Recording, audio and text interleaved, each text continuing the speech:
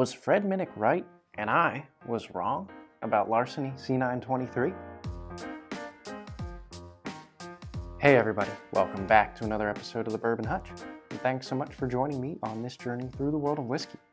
So, today we're taking a look at Larceny Barrel Proof Batch C923. Now, this is a little late in coming. We're already in 2024, and this was the last release of last year from Heaven Hill in this lineup, but I do have somewhat of a legitimate excuse. I actually found this bottle while I was out visiting my brother in Phoenix in early November, and then I had to crack it open and taste it there while I was enjoying a little bit of time off. Wasn't able to have this bottle brought to me until around Christmas time by my brother when I saw him again. I didn't check any luggage, so it was just kind of a situation where I was like, you know what, it can wait. One of the reasons I decided it could wait was because I cracked it open and I thought, okay, that's a pretty good whiskey.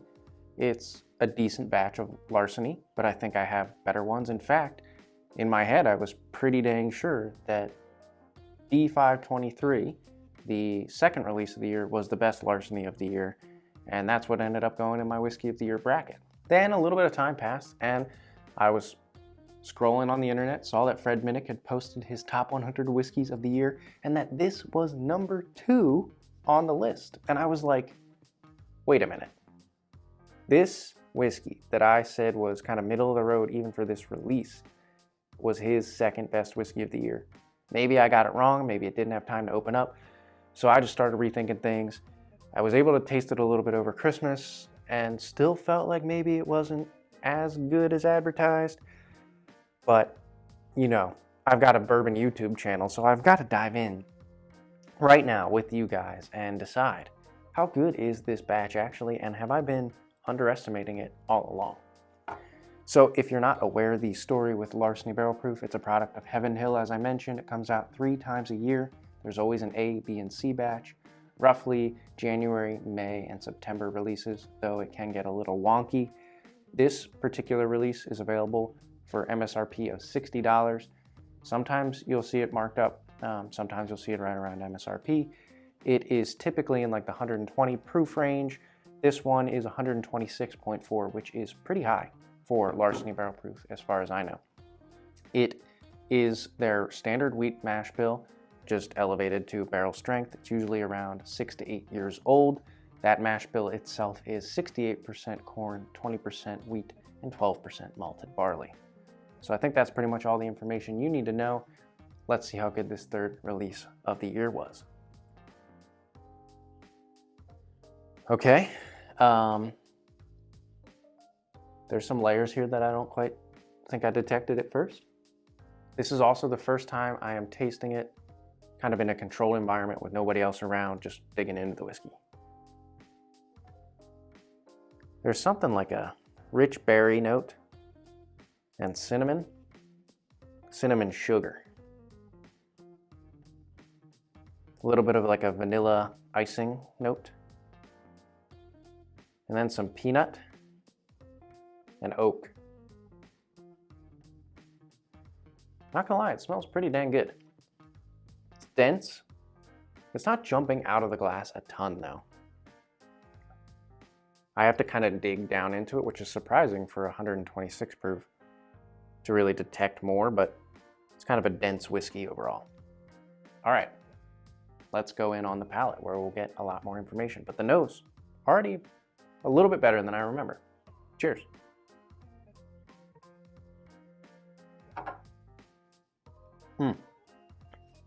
Okay, dang. Lot of cinnamon, sugar, richness. Almost like the kind of cinnamon sugar maple syrup that you get on top of pancakes. A little bit of raspberry note, really interesting. And then kind of like a Tootsie Roll chocolate for me. It adds a layer of richness to it. A little bit of vanilla. And then the one thing I do remember, and this was consistent in every time I've had it before now, it's very hot. It does drink hot to me. It's very aggressive on the palate, especially the mid palate, and then going down gives a pretty significant Kentucky hug. But now that we have it on the palate, let me dive in and see if the second sip gives even more flavors. Cheers. Okay, the nose is pretty rich. Let's go in.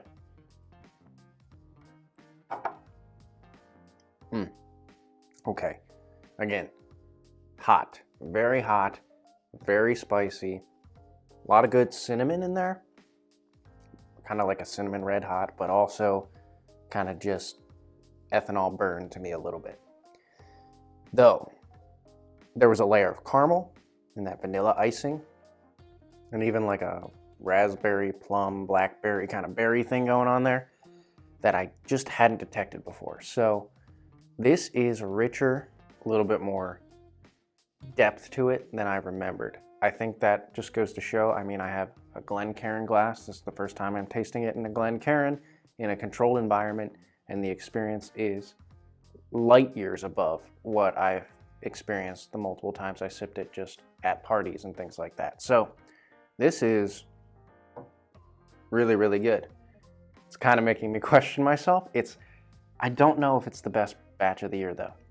And this makes me think we have to compare it to B523. So I'm going to do one more sip, evaluate the finish, and then I actually will crack out the B523 and taste it right side by side. All right, let's go in.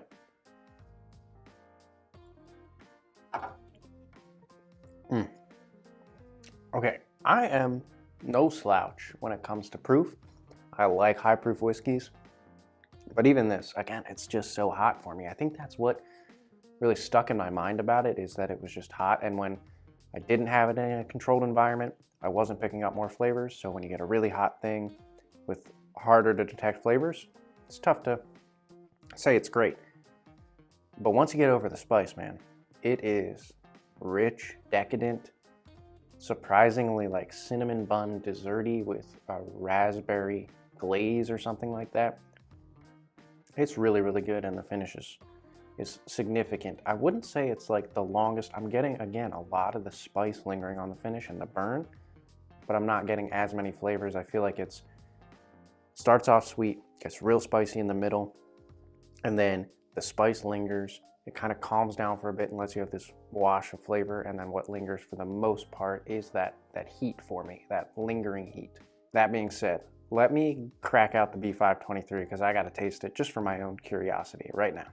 All right, I've got the B523 poured up. While we let it open up a little bit, I do want to take the opportunity to say, if you haven't subscribed to the channel already, would love to have you aboard for the rest of 2024, hoping it's going to be a great year full of great content for you guys. And while you're at it, hit the like button on this video and let me know in the comments below.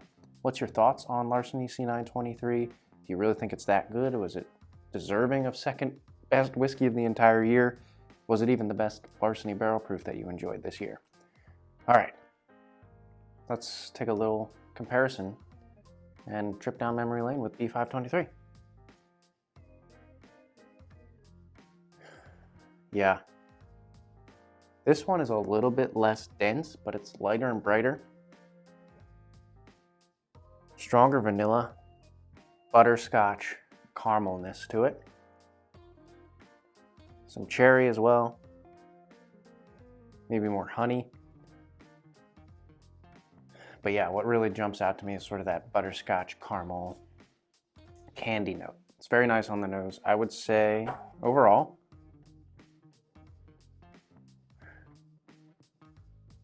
I don't know, they're pretty neck and neck for me. They're different, but the C923 has come up a lot in my mind. All right, let's go on the palate and just do one quick comparison. Cheers.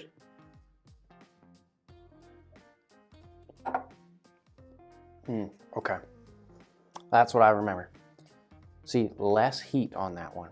Much more able to experience the like candy bar effect of it. Lots of caramel and butterscotch, vanilla, chocolate, and oak. The oak, I think in particular, came through on that sip because this is a little bit more tame of a sip.